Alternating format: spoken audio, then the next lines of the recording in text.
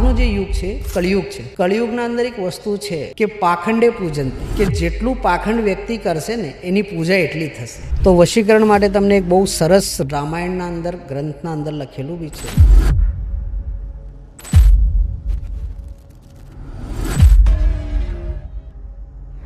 કે ભાઈ મને પેલું પાત્ર ગમે છે, તમે એના પર વશીકરણ કરી દો અને મારા કંટ્રોલમાં કરી દો. હાલાકી એવું કોઈ દિવસે નહીં થાય. જેમ મેં તમને કીધું કે વશીકરણ માટે શું પ્રયોગ થાય, જે પોતાનો અંગત હોય, યા તો એનો એક વાળ જોઈએ શરીરનો, યા એના કોઈ કપડાં જોઈએ જે એણે પહેરેલા હોય, યા એની ચપ્પલ હોય, કોઈ બી વસ્તુ જોઈએ, એની સાથે એનો ફોટો જોઈએ. પછી એ શું કરે, ડોલના અંદર ફોટો, એના વાળ, કપડાં, જે બી વસ્તુ હોય એ મૂકે અને પછી એ ડોલને સીવે.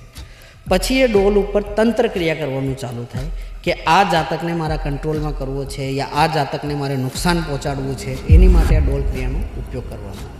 પણ જ્યારે 3 દિવસ જે માતાની જ્વારા ચાલતી હોય ને, એ દરમિયાન એ પહાડના આજુબાજુ નાના મોટા બધા તાંત્રિકો બેસે પોતાની સિદ્ધિઓ હાંસિલ કરવા.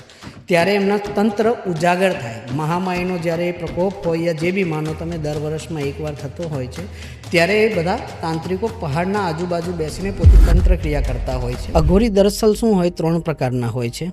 જેમાંથી સર્વપ્રથમ જે અઘોરી હોય છે, મુર્દો હોય એના ઉપર ઊભા રહીને એ સાધના હાસિલ કરતા હોય છે. બીજા અઘોરી અર્ધ અઘોરી કહેવાય છે, જે ચિતાની સામે કરતા હોય છે.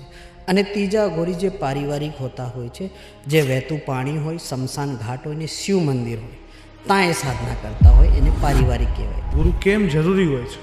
જો ગુરુ એની માટે જરૂરી હોય છે કે મનુષ્ય જેમ આપણે માના ગર્ભમાંથી પેદા થઈ ગયા, નાનપણથી મા બાપ શીખવશે ને કે ભાઈ આ તારી માં છે ને આ તારો બાપ છે, એટલે પપ્પા મમ્મી કહેતો શીખશે.